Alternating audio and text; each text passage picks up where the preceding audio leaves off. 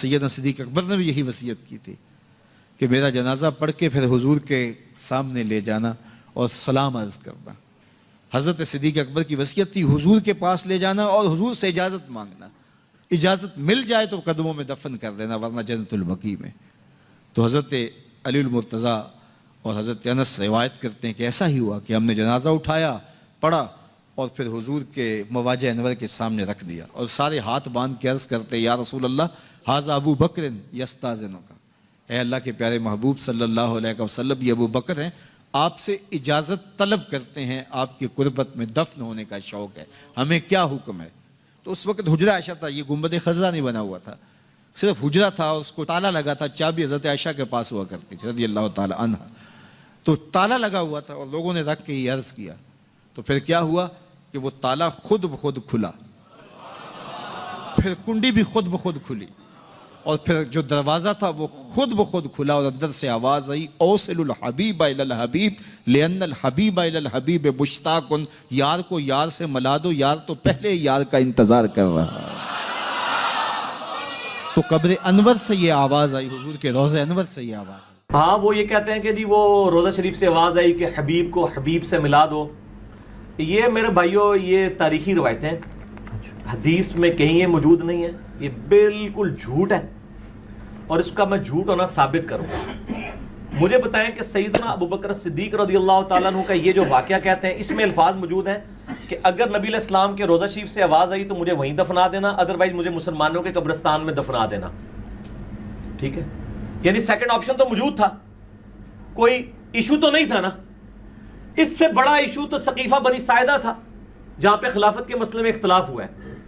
اس میں تو سیدنا ابو بکر صدیق نے نہیں کہا کہ ہم جاتے ہیں اور نبی علیہ السلام سے قبر مبارک میں جا کے فیصلہ کروا لیتے ہیں کہ آپ کا وصی کون ہے. یہ تو مسئلہ ہی چھوٹا ہے, یہ تو ان کا ذاتی مسئلہ تھا اور اس کا سلوشن بھی انہوں نے خود دیا کہ آواز آئے تو ٹھیک, نہیں تو مجھے وہاں دفن کر, جہاں کوئی دوسرا سلوشن ہی نہیں ہے. اور آج تک سنی شیعہ تفریق امت کے اندر ہے, اس میں تو کوئی مشورہ نہیں دیا. پھر اما عائشہ رضی اللہ تعالیٰ عنہ اسی مبارک حجرے میں 47 ایئرز تک حیات رہی ہیں, 58 ہجری میں فوت ہوئی ہیں. جنگ جمل کے لیے جب نکلی ہیں وہ تو ہوپ پہ جب کتے بھونکے تو ان کو خیال آیا کہ مجھے واپس جانا چاہیے. نبی علیہ السلام سے مشورہ کر لیتی قبر مبارک پہ. ان کے تو کہیں دماغ میں وسوسہ بھی نہیں تھا کہ یہ بھی کوئی کمیونیکیشن ہوتی ہے. بالکل جھوٹا واقعہ ہے اور اس کا جھوٹ ہونا میں ثابت کرتا ہوں صحیح بخاری سے. صحیح بخاری کے اندر سیدنا عمر کی شہادت کے اوپر جو ڈیٹیلڈ حدیث موجود ہے, کوئی 7-8 صفحوں کی. ہمارا ریسرچ پیپر 5B واقعہ کربلا کا حقیقی پس منظر 72 صحیح الاسناد حدیث کی روشنی میں, اس کے سٹارٹ میں میں نے وہ حدیث ڈالی ہوئی ہے. سیدنا عمر فاروق رضی اللہ تعالیٰ عنہ کا جب زخم لگے اس کے بعد کچھ دن وہ زندہ رہے. بخاری میں پورے منوان اسی طریقے سے الفاظ موجود ہیں. جب ان کو یہ یقین ہو گیا کہ وہ دودھ پیتے تھے تو وہ آنتوں کے رستے نکل جاتا تھا کہ اب میں جانور نہیں ہوں گا اس تکلیف کی وجہ سے, انہوں نے اپنے بیٹے کو بلا کے کہا کہ بیٹا ام المؤمنین سیدہ عائشہ کے پاس جاؤ اور ان کو کہنا کہ عمر بن خطاب کہتا ہے, یہ نہ کہنا کہ امیر المومنین کہتا ہے. آئی ایم نو مور امیر المومنین, میں اب امیر المومنین نہیں ہوں.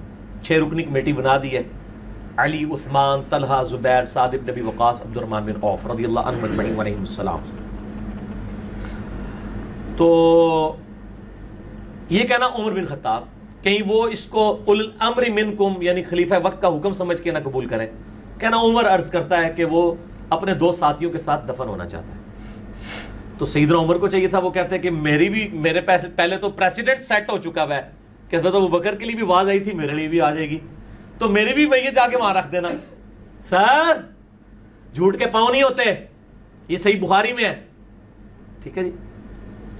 تو خیر ان کو وہ یہ 5B ریسرچ پیپر دے, میں ان کو حدیث کا نمبر بھی بتا دوں, پیچھے سے لا کے 5B دے.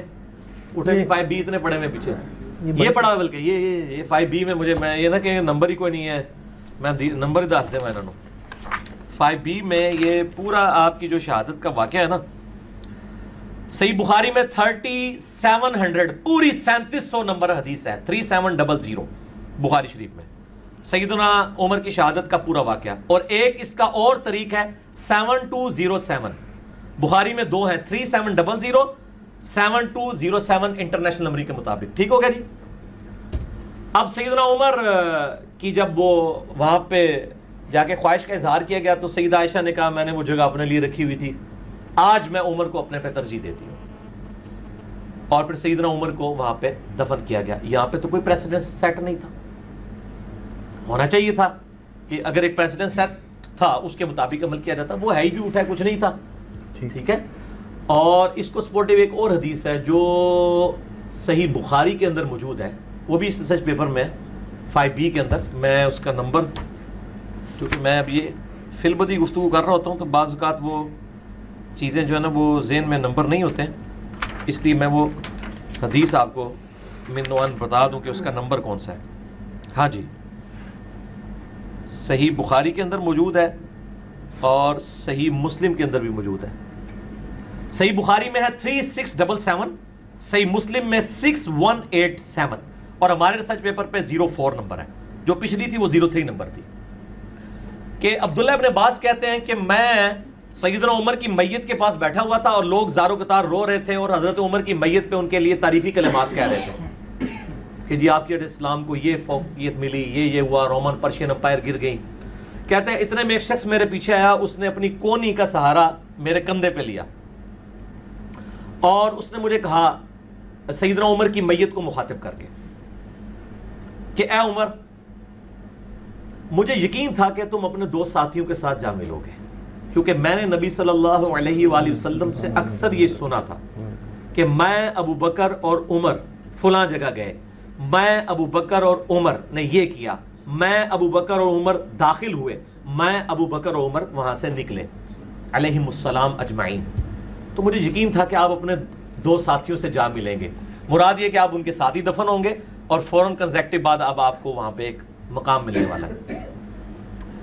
تو سیدنا ابن عباس کہتے ہیں میں نے جب مڑ کے دیکھا تو سیدنا علی تھے جو یہ تعریفی کلمات سیدنا عمر کے لیے کہہ رہے تھے رضی اللہ تعالیٰ عنہ علیہ السلام.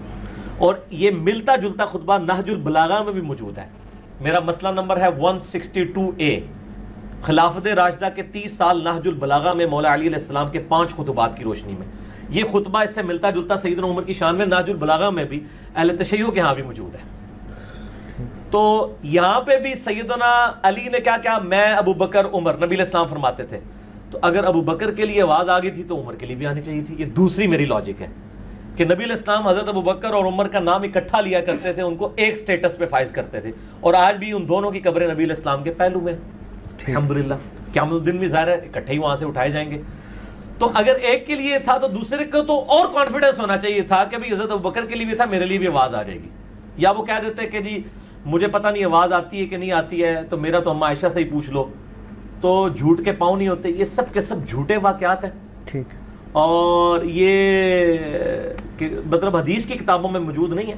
یہ خصائص الکبریٰ ایک کتاب ہے، اس کے اندر یعنی نقل کیا گیا ہے. اور ہم تو پہلے ہی کہتے ہیں کہ یہ اس طرح کی کتابوں نے جو ہے نا امت کے عقائد خراب کیے. ٹھیک ہے.